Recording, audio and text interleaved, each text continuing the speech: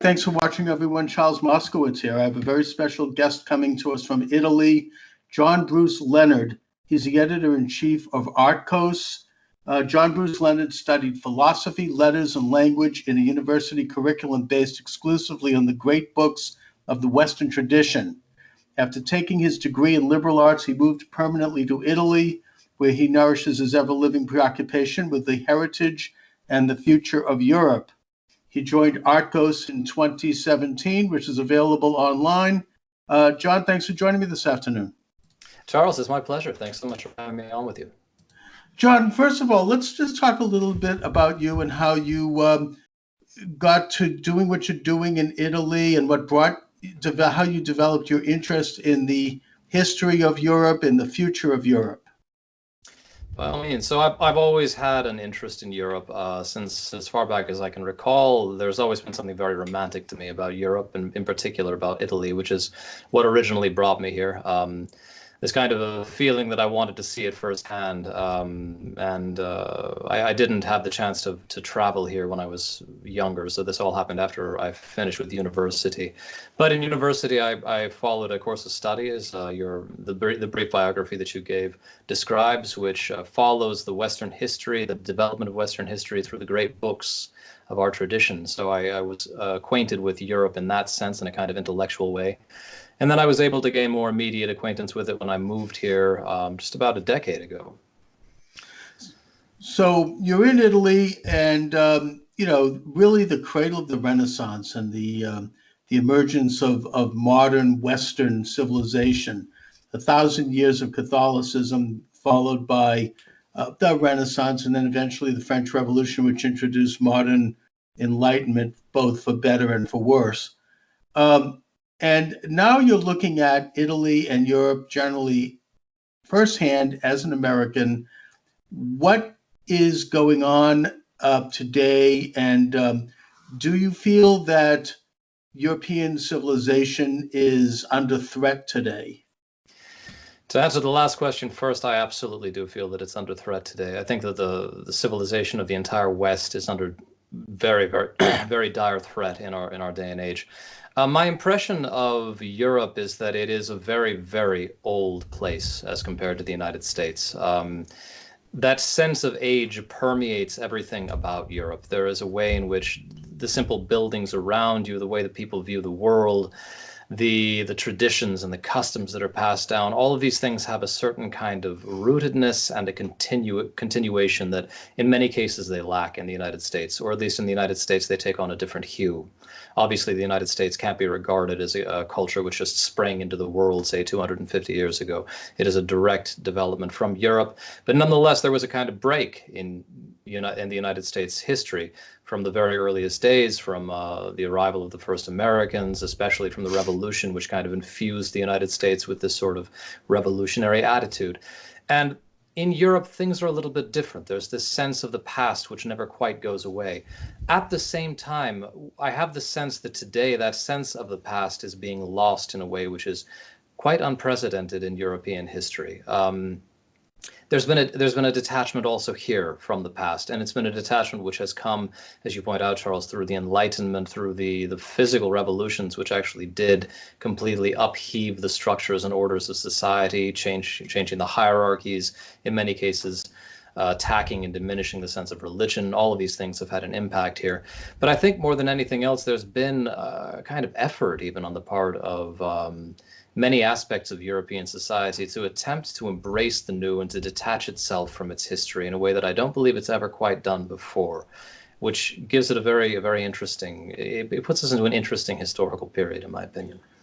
Now, my understanding is that Mussolini, who was a Bolshevik as a professor, when he came to power, he realized that Italy was not yet ready for a Bolshevik-style revolution, mainly because it was still a country of small farmers and businessmen and landowners, and also because the Catholic Church still held such a powerful influence. So he developed what's been called the Third Way. And this was emulated by, or at least admired by, the Roosevelt administration. And that was kind of like a halfway between toward radical socialism, but not as radical. It retained the vestiges of old Europe, mainly because it was not believed at the time that the Italians were ready or conditioned properly to advance in the way that they wanted them to advance. And if you look at the strategies of Karl Marx and the publication of the Communist Manifesto in 1848, he talks about the necessity of basically analyzing and sizing up the targeted society so that communism or socialism could be adapted appropriately in terms of where that society was in the stages toward what they viewed, of course, as enlightenment, which is worldwide ant colony. So I guess that my question is Italy today advanced to the point where people have forgotten the importance of the small governments, the city-states, and the small principalities that made up the Italian peninsula for so many centuries, and not to mention the Roman Catholic belief and church? It's a very good question, Charles. It's a difficult question to answer because on the one hand, the Italians maintain that sense of local identity with a kind of vehemency, which is actually, I think, very difficult for many Americans to understand. If you ask many Italians where they're from, their tendency is to give you not their Italian nationality, not their regional nationality, but actually the city from which they're from or the town from which they're from. In some cases, even the part of the city from which they're from. And in that respect, I mean, there's even a word in Italian, campanalismo, which means connection to the bell tower of your local church. Right? So you've got this kind of immediate pride in the place where you were born and a connection to it. The Italians are much less mobile than the Americans and much less mobile in certain other European nations. In many cases, an Italian who was born in a house will live in that house until he, for much longer than Americans tend to. In some cases, he'll inherit the house and move back into it. And so there's this kind of generational continuance. So in that respect, there is actually the sense of localism, which can be very, very influential in Italian politics. I mean, Matteo Salvini, who was one of the principal figures of the current Italian political scene, was first known as a northern separatist. He wanted to establish a northern Italian state. And it's only been with a great deal of difficulty and very sly political maneuvering that he's been able to supersede that kind of his own personal history in that way. So that does remain. At the same time, Italian is now the universal language of the nation, which I think is a fairly recent development. It's owed primarily to the existence of television, which has brought Italian into households that the government can't immediately direct its attention to. Where I live, there's actually an independent language. I'm on the island of Sardinia, where the Sardinians speak their own language, which is a Neo-Latin language. And it was the case even a generation ago that you would find many Sardinians who could not speak Italian or could not speak it very well. You still find them, but they're much rarer than they used to be. And anyone of my age and younger is certain to speak Italian, quite possibly at the detriment of Sardinian. So in that sense, there's a way in which the national identity is being built. I think that this owes its success as well to Mussolini in part, who wanted to establish that kind of national identity. There is a way in which fascism was much more transformative of Italy than the establishment of the Italian kingdom, which in many cases was completely unable to confront this peculiar difficulty of the Italian nation states and the kind of regionalism that you encounter here throughout the entire peninsula and in the islands surrounding. And is Sardinian, can a person who basically speaks Sardinian, can they understand Italian and communicate? Are they close? Or is it like Spanish and Portuguese, maybe? I think Spanish and Portuguese might be a little bit farther apart. Actually, Sardinia might be closer to Spanish than it is to Italian on account of various historical causes. The Spaniards had a strong influence here in the island's history. But it's like the other dialects of Italy insofar as it's very difficult for a Sardinian-speaking Sardinian and let's say an Italian-speaking Florentine to understand one another without Italian as a basis. The languages in and of themselves are far enough apart that it would be impossible or very, very difficult to establish a kind of political unity, particularly in any kind of democratic or republican mold, with both of them included. Right, and I think Italian unity started with Garibaldi and the Risorgimento. Um, the European Union has suddenly experienced some cracks. This is a movement that began to develop after World War II.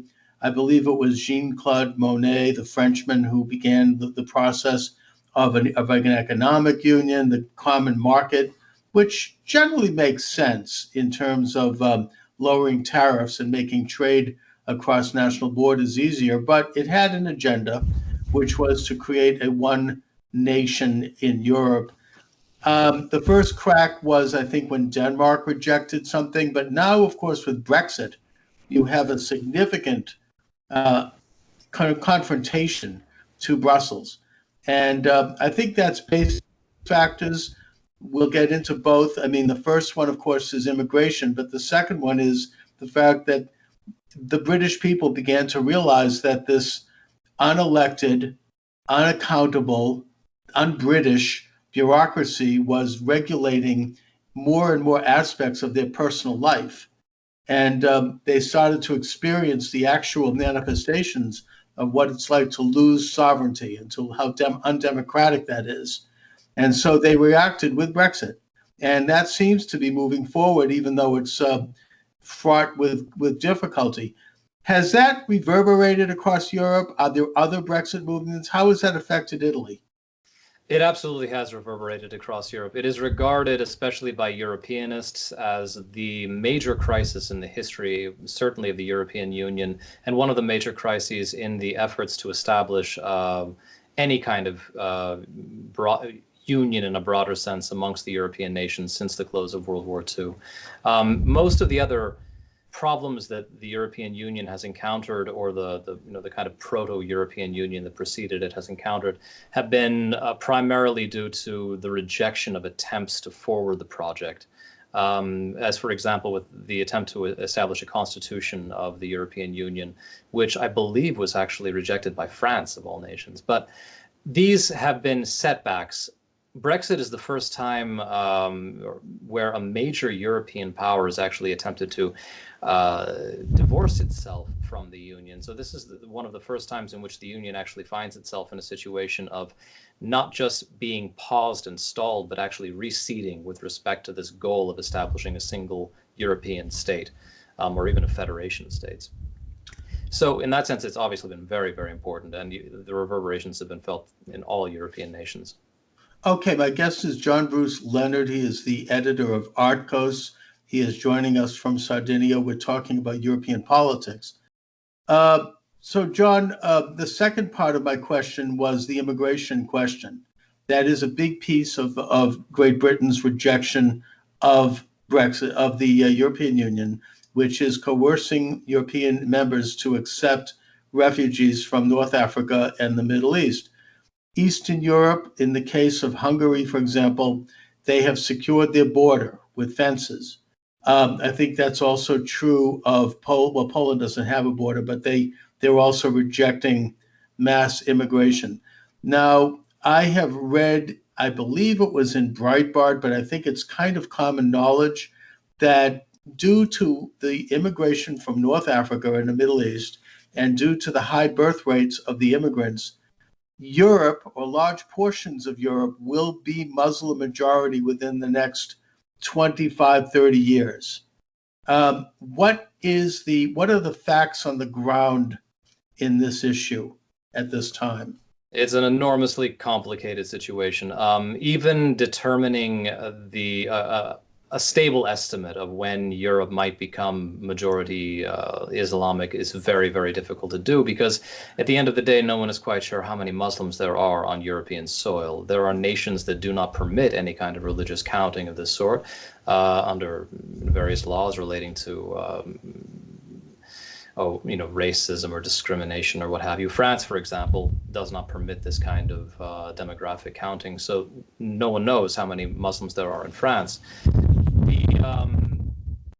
And so as a consequence, the estimates change considerably. I've also heard 25 to 30 years as an estimate. I've heard much looser estimates, which say by the end of the present century. Some try to push it farther back than that.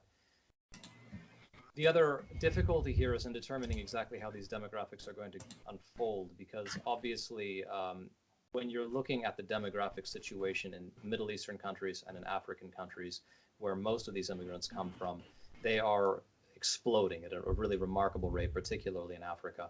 But they're climbing much faster than European populations.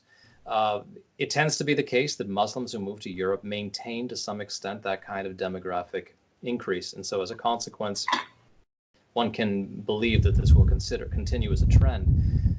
But one of the difficulties here is in identifying the various strands that are involved. On the one hand, I mean, you have a number of different nations which are involved in this kind of movement into Europe. And these nations have their own specific traditions which exist side by side with Islam. They have in many cases customs which are radically different amongst themselves. Some of these people are coming from situations of lawlessness and war. Some of these people are coming from relatively stable nations.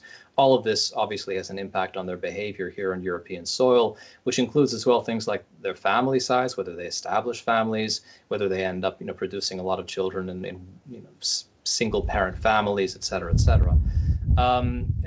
So as a consequence, it's difficult to say with any kind of surety what's happening. What can be said with surety is that this has had an impact on European life. And the immediate proof of that is the fact that populism has been rising throughout Europe, particularly in the south and east of Europe, but one sees this occurring as well in northern European countries. This kind of populist move, which is identified nowadays by most people in Europe as being on the right side of the political spectrum, is a novelty in recent history. And it owes its existence in large part, as you point out, Charles, to this migrant crisis, to this feeling that these migrants have been imposed on Europe, that these migrants have been brought here against the will of the people without any kind of referendum on the subject, that these migrants receive preferential treatment, which in many cases poor Europeans do not receive. All of these grievances have basis in reality, despite what the media tends to say. And I mean, the simple index of the situation is simply the popular mood and how people are responding to the existence of these very, very different ways in their communities and the consequences thereof. I mean, I live in a place which has been relatively unaffected by the migrant crisis, both because it's geographically remote from the major corridors, and because it, as being an island, of course, it's separated from all of this by the influence of the sea, and also because it's primarily rural and agrarian, agricultural, and most of these migrants are drawn towards city centers. Most of the migration in Europe is concentrated toward the richest urban places within the continent. But even where I live, distant though it is from the major effects of this, I have seen the consequences of it. I've seen the change that one feels even simply in the atmosphere of the streets in certain parts of the city near where I live. The presence of more beggars on the street, which is actually even illegal by Italian law, but there are enough of them that nobody's going to do anything about it. These are simple changes, but you can imagine that when they become more acute due to larger numbers of incomers, they can have a serious effect on the feeling of areas. They can have a serious effect on the increase in crime. And all of these things are felt in the voting box. I mean, they're felt when the people try to put up figures like Marine Le Pen, or when they continue to vote in people who, like Viktor Orban, who closed down the borders and compared to other European nations, do not accept these kinds of numbers. So, I mean, again, that's a good measure of the situation, the kind of response that the people are having to it. And I think that's the surest way actually of seeing the effects that immigration has had, because it's absurd in my mind to say that this is the consequence of a kind of blind and reactionary racism. I've known too many Europeans to even begin to believe that has the slightest bit to do with any of this.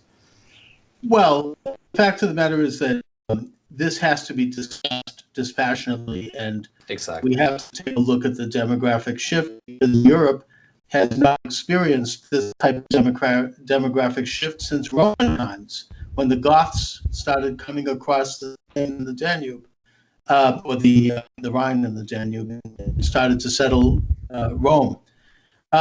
So you're talking, almost 2,000 years since there's been such a major demographic shift.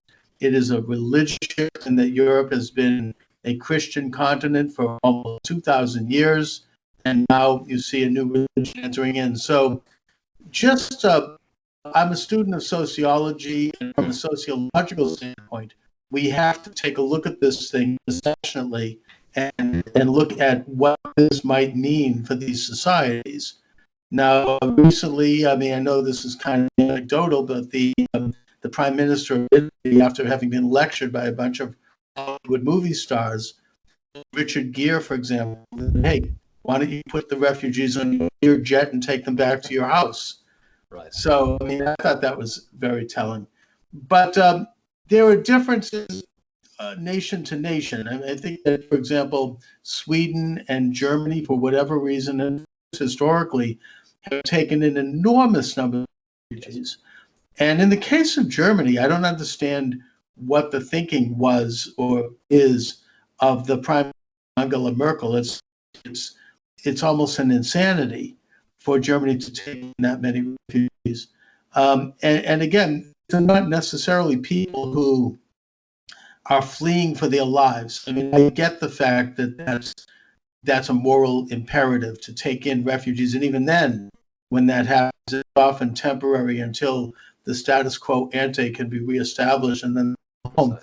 These are not that. These are economic refugees, and they're coming from countries that are wealthy, have horrible systems, and that those are systems that they ought to focus on changing. They should maybe ask the help of European nations to use their influence to affect that, rather than immigrating. So this whole agenda has a very interesting side to it, and it's one that I find on the surface to be inexplicable, although I have my suspicions with regard to the underlying agenda. What do you see going on here with Germany and Sweden? Sweden now has areas that are what they call no travel zones, Right. and there's an increase in rape. There's an increase in violence. This is like, in the world of these countries actually benefiting. After all, a sovereign nation has a right to decide who enters their national home. They have an interest in doing so. If it benefits them, they decide that. Elected officials who represent people decide that. What benefit is Europe getting from these massive influxes of refugees? Well, I think it could be legitimately argued that Europe is in effect receiving no concrete benefit from these refugees, certainly not in a way that is proportionate to the numbers that it is bringing in and to the intensity with which it seems to pursue this project. I think that a great deal of this actually comes down to a simple spirit of, on the one hand, generosity, on the other hand, a kind of complacency on the part of the people. I note that the European nations tend to be a little bit more accepting of these refugees and a little bit more tolerant of very large numbers. I mean, you point to the example of Sweden, which is an excellent example. I think that the percentage of foreigners presently living in Sweden is up now to just an incredible. It might even be at 20% or something like that. This includes, of course, also Europeans, but nonetheless, I mean, it goes to show the extremity of the situation. And in some cities in Sweden, we're talking about 30% of the population being Muslim, which again is an enormous shift, if not more. It might even be more than that. So, I mean, the motivations behind this, I think one has to kind of break it down and look at it from the point of view of the various actors who are involved. And this is another way in which the situation is just enormously complicated, because there are people here who stand to profit from immigration. This can be in a very immediate way. There are human traffickers who actually get money off of the simple movement of bodies from Africa into Europe. There are other people who gain money from housing these people when they actually arrive. There have been many cases here in Italy where there have been individuals who've rented out large structures to the government for the purpose of retaining these individuals. These individuals are supposed to get something like 32 euro a day. Most of that money goes into the pocket of the people who actually own these structures. It doesn't go to the immigrants themselves. And so there's an economic factor involved here. I also have my suspicions, Charles, about the kind of greater agenda which is at work here. I think that there is truly a contingent of individuals who happen to have a lot of money and therefore a lot of influence, who would like to see a kind of generalized uprooting of human cultures and human customs toward the end of producing an environment which is more conducive to the creation of consumers, the creation of workers, the creation of a kind of super state on a very, very wide scale, which is capable of making them just an enormous amount of money and establishing their power even more strongly than it already is. The politicians are kind of a mixed bag, I think. There are many of them who seem to me to be simply corrupt and probably in the pockets of some of the aforementioned individuals. I think that some of the politicians who are involved might actually have genuine moral interest in what's going on. They might see that there's a way in which there's a sense, I think, in Western societies in general, this sense is strong in many parts of Europe, that Europe has a lot to pay for in its past. It has a lot to pay for on the level of colonialism, for example. This is an argument which is constantly being used, even here in Italy, to support the immigration, particularly of Africans, into Europe. We have this, there's this way in which they have to pay back the damage that they've done in Africa. And keep in mind that the Italian colonies were short-lived and meager compared to some of the other colonies that were involved. You look at countries like Great Britain, countries like Belgium, countries like the Netherlands, you can see a way in which there's an historical sense of this need to balance the scales. And I don't think that this is a curious phenomenon in and of itself, because one doesn't see this in other nations in the world. And this kind of retrospective moralization of one's past in an attempt to demonize what has been done by one's ancestors in the deep past. Usually you see the contrary. There tends to be a movement in the opposite direction of glorifying one's ancestors and aspects of one's country. And here we see this kind of declining sense of national pride, which I think is encouraged to some extent because it promotes a kind of greater unification in Europe, or even in national unification in the case of those countries that have had fragmentary parts or many ethnicities involved. But all of this goes into promoting a kind of popular mindset, particularly at the beginning of the migrant crisis, was very, very willing to accept migrants in, particularly when there's a geographical remove and you're looking at the northern European countries. They're far from Africa. They don't have to deal with Africa in any kind of immediate way, particularly if you're talking about the individuals on a day-to-day, the citizens of the state on a day-to-day level. Southern Europe, particularly Italy, is very close to Africa, and it's always had to have business with Africa. So there might be a way in which it senses the very real and very profound differences between Africans and Europeans with greater clarity. The difficulty in liberalizing them. I mean, there's a lot of leftist propaganda and agitprop at here. This idea that somehow by being successful, Europe owes something to less successful countries, and colonialism, which really didn't touch the Islamic world as much as it did, other parts of the world, that somehow they are owed, therefore, their own sovereignty, and this idea of a transfer of wealth, and it's a factor in the United States too. I mean, this is an issue that goes back generations. It's I would argue a big, and it's very destructive. But I guess that this leads me to my next question, which is that the opposition to this movement, regardless of who's behind it and all of its motivations, is being denounced as right-wing and extremist and racist and xenophobic and all those usual words that they've made up. I mean, in the United States too, I mean, they've made up the word xenophobic to describe the natural need for a nation to secure its own borders. What is the nationalist movement like? I mean, are they, to the degree, for example, I mean, I hear that there's a major anti-Semitic aspect to it, and that puzzles me because there aren't many Jews left in Europe.